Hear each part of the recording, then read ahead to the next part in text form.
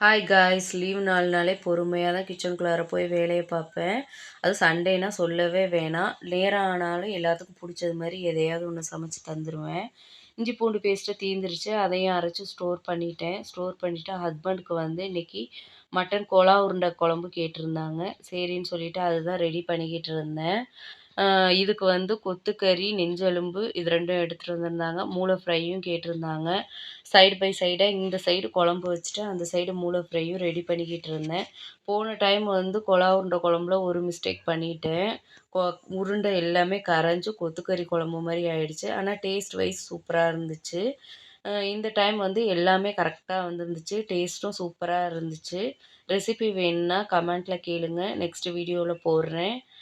அப்படியே கொஞ்சம் கோலா உருண்டைய வந்து பொரிச்சு எடுத்துக்கிட்டேன். எல்லோரும் சூப்பராக சாப்பிட்டுட்டு போய் தூங்கி எழுந்திரிச்சிட்டோம்.